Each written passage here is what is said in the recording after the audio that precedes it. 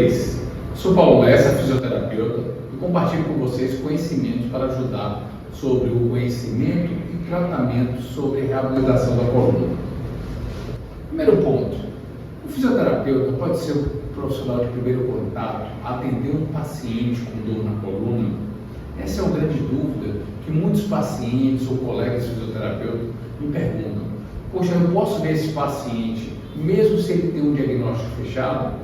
Com certeza que sim, mas antes disso a gente precisa estar preparado e entender quais são as possíveis complicações que devem ser freadas, evitadas em seguir um diagnóstico clínico mecânico, que são chamadas bandeiras vermelhas. Diante de uma situação que é chamada bandeira vermelha, esse paciente deve ser encaminhado para a emergência para fechar o diagnóstico. Já temos aqui alguns estudos desde 2012, esse é um estudo bastante interessante do grupo da Universidade de Pittsburgh, da Julia Fritz, na qual se estabeleceu uma rotina como pesquisa entre fazer um diagnóstico puramente de um encaminhamento médico, um exame de imagem, e a partir daí o encaminhamento para reabilitação, ou fazer a via inversa. Em vez desse paciente seguir todo o fluxo que é feito para o diagnóstico de um paciente de coluna, ele já é direto para a fisioterapia. E a pergunta foi, será que isso realmente ajuda o paciente? Em termos de resultado clínico funcional foi muito parecido, porque em ambos os percursos a fisioterapia é o desfecho final de um paciente que tem dor na coluna. Então o que você precisa saber, que na maioria das vezes para reabilitar um paciente com dor, ele vai ter que fazer a fisioterapia. Porém, se ele vai no caminho direto para o fisioterapeuta, ele já pode começar, ele já é capaz de realizar o exame físico com direcionamento de exercício, isso economiza em torno de $1.000. O grupo que fez fisioterapia direta gastou em média de $900 a $1.000, o grupo que fez o modelo antigo gastou em torno de $2.100 a $2.200. E qual a definição de red flags? Red flags são patologias graves que levam ao encaminhamento médico. Então, o fisioterapeuta deve ser capaz, porque muitas vezes ele está em uma condição no interior, ele é o único profissional de saúde ali que está para ver esse paciente, mas diante de uma suspeita de red flags, ele deve ser encaminhado para o médico. Quais são as perguntas básicas que podem dar uma ideia que esse paciente é um paciente de bandeira vermelha? Primeira pergunta, esse paciente teve um trauma recente? Segunda, perdeu peso de maneira inexplicável? Terceira, esse paciente tem história de câncer nos últimos 5 anos? E isso pode ser uma dor de coluna por uma complicação desse tratamento? E esse paciente tem febre? Então, respondendo essas 4 perguntas, a gente deve ter o alerta que diante de um questionamento desse, com a resposta positiva, esse paciente já entra em um sinal de bandeira vermelha. Não só a bandeira vermelha, que é uma patologia grave, outras condições que o fisioterapeuta deve estar atento para o encaminhamento. Pacientes psiquiátricos, chamados de bandeiras laranjas, pacientes com aspectos biopsicossociais, chamados de bandeira amarela, pacientes que têm dor de coluna relacionado com a saúde e problemas ocupacionais, ou pacientes que estejam aí em problema de litígio jurídico ou insatisfação no trabalho, que aí já tem uma outra condição, que essa não vai ser simplesmente o fato de uma dor de coluna. Essa imagem aqui eu gosto de explicar sobre o semáforo alemão. Diante de um semáforo como esse, existem várias opções. Imagine que você não conhece nada desses sinais que estão aqui. A primeira pergunta que você vai dizer assim, meu Deus, o que eu vou fazer diante de um semáforo como esse? Aí eu vou olhar e vou dizer assim, vou virar para a direita, que é o sinal verde? Vou parar, mas eu não sou uma bicicleta? Vou virar para a direita, se eu sou uma bicicleta? Então tudo isso confunde quando você não tem ideia de qual situação você está lidando com. Então, a ideia de colocar semáforos em uma avaliação é a ideia de saber quando eu posso seguir, quando eu tenho que parar, quando é que eu tenho que ter mais atenção. Então, red flags é aquele sinal ali, como no carro de Fórmula 1. Ele começa do vermelho, e depois vem o verde, liberou, você acelera. Então o fisioterapeuta deve ser alguém capaz de tentar eliminar esses sinais para a partir daí evoluir sua avaliação. Aí a gente tem aqui algumas ideias de bandeiras vermelhas, né? Quando a gente vai numa praia e a gente vê que tem esse sinal vermelho, a gente tem que ter muito mais atenção, vai ver se ali tem um salva-vidas, com certeza você vai ter mais atenção por ter uma bandeira vermelha. Nem sempre a dor de coluna, ela é uma bandeira vermelha. Isso é a minoria dos casos. A maior parte dos casos estão concentrados na dor lombar não específica. É quando a gente não tem uma causa aparente que justifique a dor desse paciente. Ou quando o paciente também pode ter um hernia de disco que tenha déficit neurológico, é aquela condição, o paciente ele começa com a dor e além da dor, esse paciente ele perde força, ele perde reflexo, ele tem alteração de sensibilidade. E vem a pergunta, o meu paciente tem dor? Qual o melhor exame para saber de onde vem a dor do paciente? É comum a gente ter um monte de coisa, né, na prática clínica, fazer uma ressonância, fazer uma tomografia, e geralmente parece que é a primeira escolha. Hoje em dia parece que ninguém quer mais fazer radiografia, todo mundo quer ver o que está dentro da coluna. E aí tem o advento da ressonância. Mas será que isso realmente funciona? Temos que ter cuidado, porque nessa revisão sistemática que analisou sobre a intensidade da dor e a ressonância nuclear magnética, a maior parte dos pacientes que fizeram o exame de imagem, eles aumentaram a dor. Então, nem sempre eu preciso fazer ressonância. E a ressonância não vai me garantir a melhora clínica. Imagine que se todos os pacientes tiverem dor fizessem ressonância, todas as clínicas de ressonância estariam lotadas. E muitas vezes o achado da ressonância não justifica o sintoma do paciente. Por isso que o exame se chama complementar, ele é feito sempre quando se tem dúvida do exame físico do paciente. E o exame clínico? Quais os cuidados que a gente tem que ter? Quais os erros? Primeiro que exame clínico não é mágica. Não é olhar um paciente, tirar um coelho da cartola e a gente descobre. O exame clínico tem que ser uma pesquisa, uma investigação. Ele tem que ser minucioso. Ele tem um exame subjetivo, na qual a gente colhe informações do paciente, e o exame objetivo, na qual a gente tenta, através de perguntas e mensurações, direcionar essa avaliação. Nesse estudo aqui, realizado sobre bandeiras vermelhas e guidelines, foram feitas a pesquisa de 16 guidelines. O que são guidelines? São guias clínicos internacionais, na qual associações tentam identificar quais são as principais bandeiras vermelhas. Olha lá, nesses 16 guidelines foram relatadas 46 patologias, sendo que o mais comum entre os 16 guidelines foi trauma. Então, o paciente com trauma você tem que ter cuidado. Aqueles pacientes que usam corticoide ou imunossupressão, então estão fazendo tratamento de quimioterapia, você tem que ter um pouco de cuidado. Pacientes que tiveram histórico de câncer ou perda de peso. Então, nesses casos aqui, a gente alerta aquela bandeira vermelha com muito mais atenção. As demais patologias não têm um consenso entre os 16 guidelines.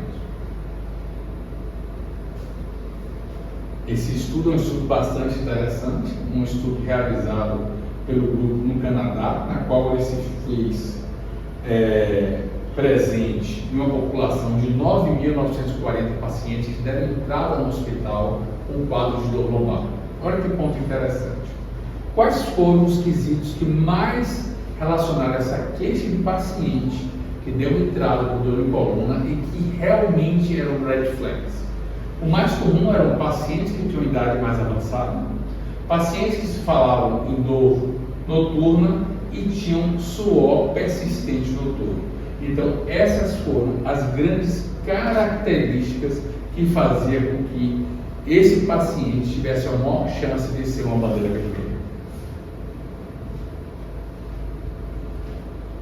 Desses 1.940 pacientes, então, 554 eram fratura, 1,6% da amostra tinha um câncer maligno, 1,2% infecção e 0,4% tinha uma síndrome da caldoquina, aquela na qual o paciente chega com uma urgência que ele não tem controle do esfíncter vesical, ele perde urina, perde força do membro, e essa é uma condição bem grave que precisa ser feita uma abordagem cirúrgica de imediato.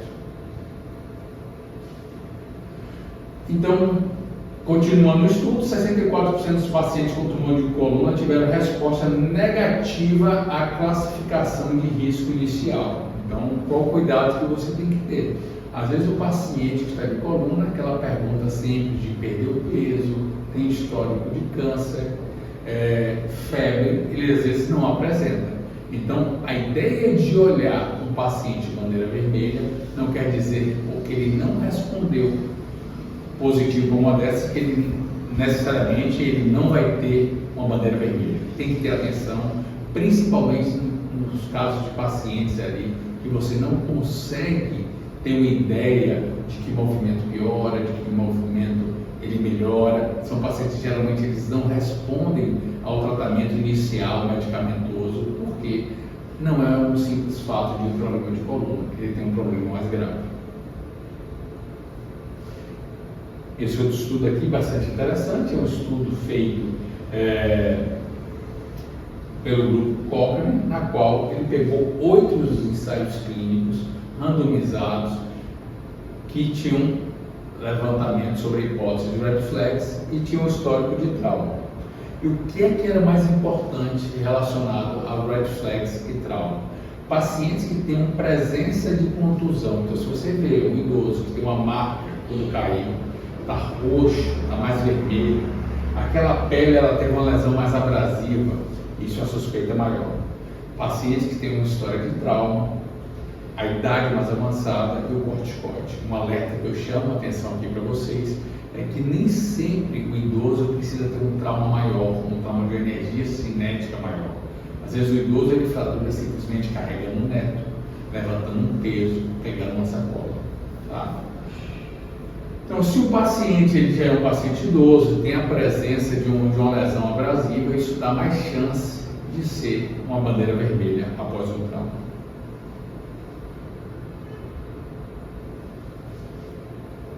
Então, qual o erro mais frequente? Que geralmente a gente olha um paciente muito mais para os exames complementares do que para a própria queixa do paciente. A gente faz o diagnóstico desse paciente pelo exame. E muitas vezes, se você olha só o exame do paciente e não tem correlação com a clínica do paciente, você vai tratar a clínica do paciente, não o exame. E o exame de imagem, hoje, com esse advento da ressonância, a gente consegue ter muito mais detalhes da estrutura interna. Porém, existe muito falso positivo, são aqueles pacientes que têm hernias de disco, protusões e são assintomáticos. Então, não confie 100% no exame se ele não tiver correlação com a queixa do paciente. Vou citar aqui um caso interessante, que é um paciente que tinha uma dor lombar pós-fratura, a nível de T11, a gente vê essa diminuição do corpo vertebral. É um paciente que tinha uma incapacidade moderada, ela tinha alguns aspectos biopsicossociais relacionados aí com depressão. Então, quando a gente fez o start back, ela desses aspectos de 5 pontos, ela tinha 4 pontos positivos. E os red flags naquele momento eram uma red flags negativa, ela foi liberada para a fisioterapia, porque ela já tinha tido a fratura, já tinha mais de 5 meses de tratamento conservador, colete, e foi liberada para a fisioterapia. A gente vê esse achado de perda de altura de 40%. Esse foi o colete que a paciente fez.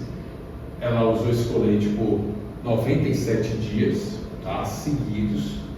Só que quando ela chegou para a fisioterapia, ela tinha piora quando ficava muito tempo em pé e na amplitude final de movimento, de flexão, extensão, rotação. Toda vez que ela realizava esse movimento, ela tinha sim um desconforto.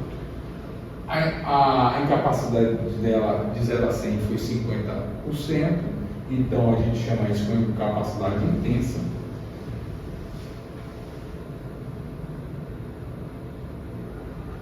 E tudo que essa paciente fazia, essa paciente, mesmo com pouca carga, com um exercício sem gravidade, essa paciente ela falava que a dor dela era pontual. Tá? Então, a paciente com a dor pontual, mesmo tendo 100 dias já tratado, e tem uma radiografia dizendo que aparentemente não tinha fratura, mas sim a melhora da dor, essa paciente pode ainda ser um red flag. Então, um paciente dor palpação, dor movimentação, essa paciente foi solicitada fazer uma nova ressonância nuclear magnética, uma tomografia, na qual a gente ainda via, mesmo depois de 100 dias, um sinal de edema no corpo vertebral, e quando foi feita a radiografia ainda não tinha tido toda a consolidação óssea, e isso justificava que essa paciente deveria ficar mais tempo de colete e que a fisioterapia de movimento na coluna deveria ser evitada. Outro caso interessante é um paciente jovem, um paciente que tinha uma dor irradiada no membro superior direito.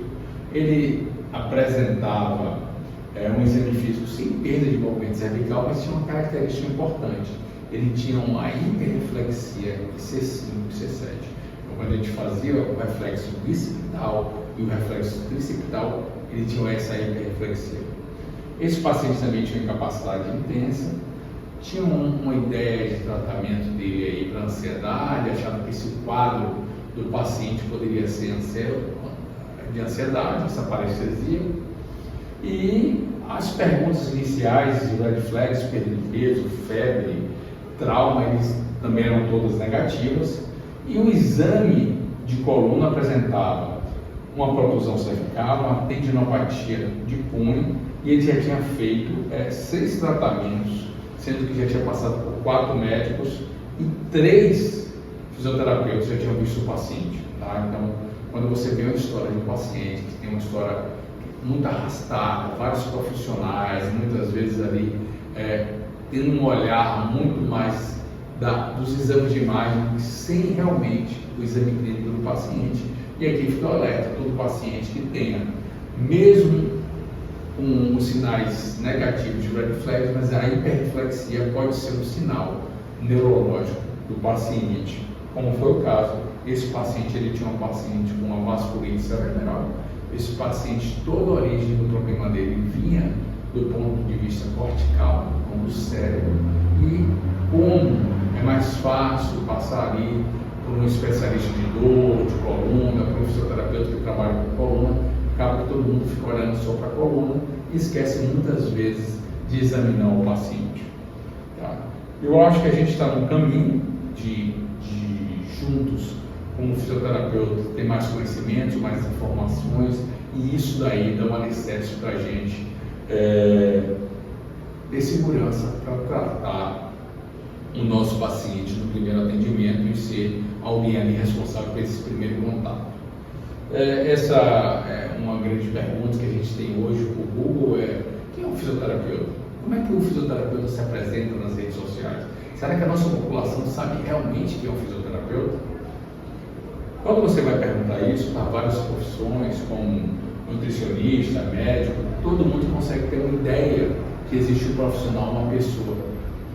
E quando a gente vai fazer isso para o fisioterapeuta está muito mais associado com a ideia de fazer algum movimento sobre a fisioterapia do que uma pessoa. Então a gente está vendo aqui quem é o fisioterapeuta para o Google e quem é o enfermeiro. O enfermeiro está centrado na pessoa e o fisioterapeuta na ação. O que a gente tem que passar é que o fisioterapeuta não só a realização, mas antes da ação a gente consegue fazer um bom diagnóstico. Um bom diagnóstico é o carro-chefe para você ter um bom resultado clínico no seu paciente. Deixo aqui os meus contatos, caso você tenha alguma dúvida, queira fazer algum questionamento, e conto com vocês aí para a próxima aula.